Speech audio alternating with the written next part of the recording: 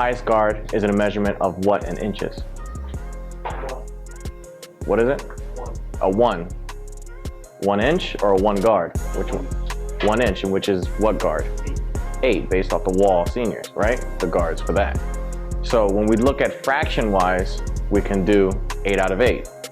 So 1 guard would be 1/8 of an inch. So when we go right back into that concept of math and understanding your guards, when we talk about average, and we're just referring back to an average rate of hair growth. So what's the average growth rate in a month? How much? A 1/2 inch. So when we do that math, when you're cutting hair using guards, thinking of, okay, how can I backtrack? So if we think of how many weeks are in a month, average wise is 4. So we got a number 4. So if we want to go back 1 week, what number would that be? A 3. If we want to go back 2 weeks, what number would that be? A 2. Don't cut blind.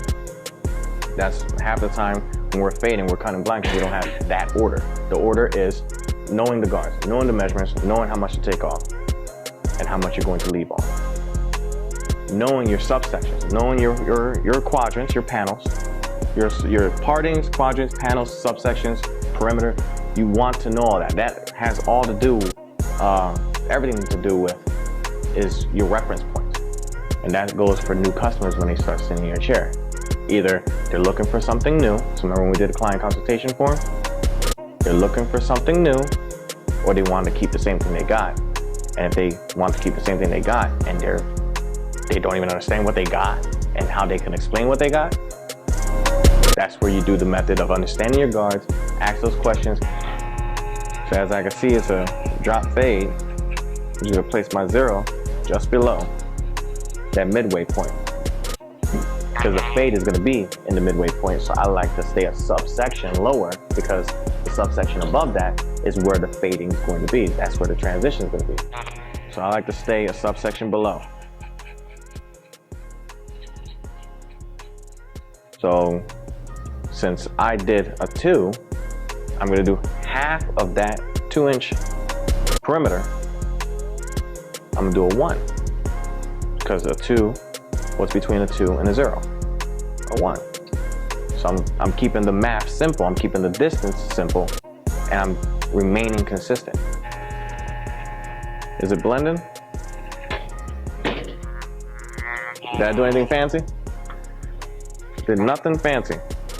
So now I want to blend the 1 into the 2. What do? I gotta do what? 1.5. Now how much? An inch? A 1/2 inch. A 1/2 inch. Why? So my subsection is going to be a measurement of a.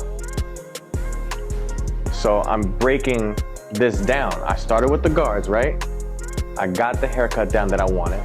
Now I'm looking at the panels. I'm working in a 2-part section, because you can see I'm working in these 2 parts. Now I'm looking at the reference areas based off of how I released the number 2 and what areas I'm staying around, right? Now I'm working back into my subsections and using the guard knowledge. If you know your subsectioning and you can envision that, there's no guessing necessary.